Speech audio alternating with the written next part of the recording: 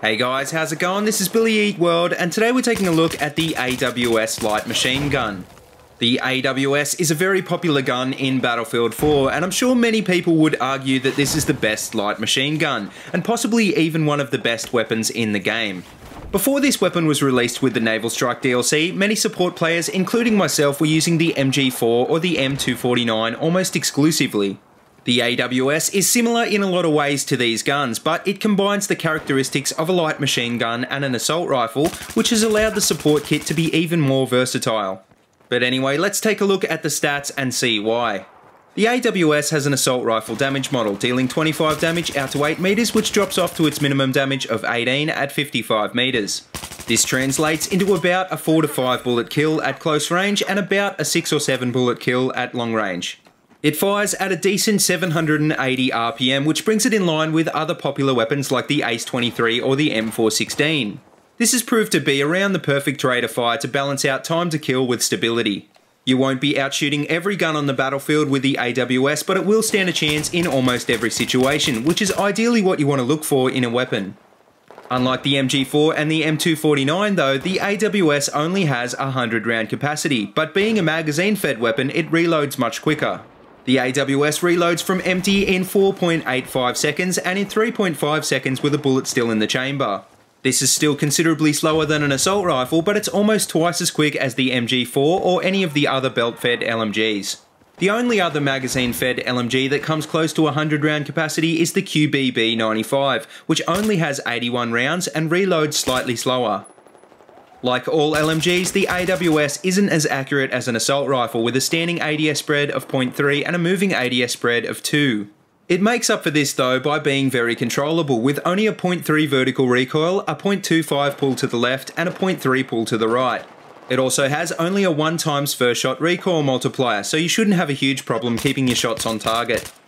Another benefit the AWS has over most of the other LMGs is that it's got a slightly lower spread increase per shot. This will mean that you'll stay accurate for longer when sustaining automatic fire, which is pretty useful when you have 100 rounds to spare. It's also got a better hipfire than most LMGs too, but at 4.5 it's still not that great.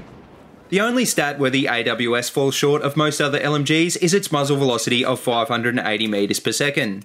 That being said though, 580 meters per second is still faster than most carbines, so this really isn't a disadvantage. So basically what we have here is a gun with almost no weaknesses at all. I mean, sure, it doesn't have any standout stats, but it's the combination of better than average stats that make this weapon so good. This gun actually performs quite well without attachments, but let's run through my thoughts on the different attachments for this gun and how well they work. The first thing to remember about the AWS is that it's a bit like a hybrid of an LMG and an assault rifle. To balance out its many benefits, it doesn't hit quite as hard as guns like the M240B, and it's not amazingly accurate.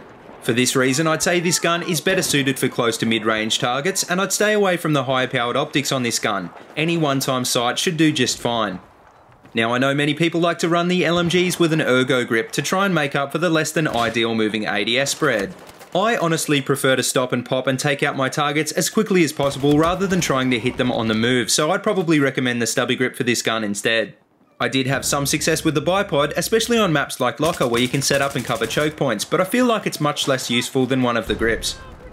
Now in terms of barrel attachments, I found that running this weapon with the flash hider or no barrel attachment at all was much better than running it with a muzzle brake or a compensator. I'm sure the compensator would probably help out a bit, but this comes at the expense of accuracy. I could also see a heavy barrel and an angled grip combo working well with this gun, assuming you're looking for a bit more long range accuracy.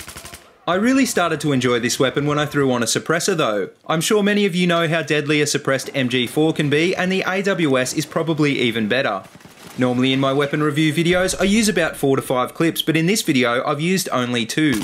These 2 kill streaks were in consecutive rounds where my team was getting smashed, and yet I was still able to pull off first an 11 and then a 15 kill streak.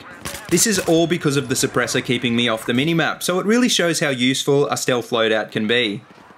As for the rest of the attachments for this gun, I think the laser sight, the tac light or magnifier could all work well, so I guess it's up to your own personal preference. So to finish up this review, my final thoughts on the AWS would be that it's motivated me to pick up the support kit a bit more. I've been waiting around for a weapon like this from day one, and I hoped it'd be the M27 IAR, but this is near enough. Is the AWS better than the M249 or the MG4? Well, not in every situation, but it's certainly a better all-round gun in my opinion. It's an LMG that allows you to be both aggressive and defensive, and it's a great stealth weapon as well. There's really not a lot more that you can ask for. In future DLCs, I hope DICE brings back something like the M27 though, which is essentially a high-capacity M416. Until then, the AWS will have to do though, so I'd recommend anyone who hasn't tried out this gun yet to go and give it a go.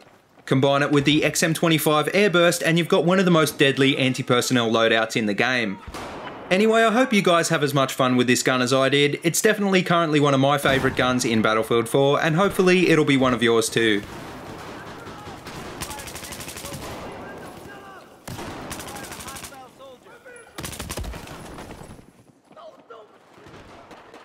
But anyway guys, that just about wraps it up, and as always, if you like what you see, please remember to like, comment and subscribe. And if you haven't already, please check out all my other Battlefield 4 videos. I've got them all linked in a playlist in the description below.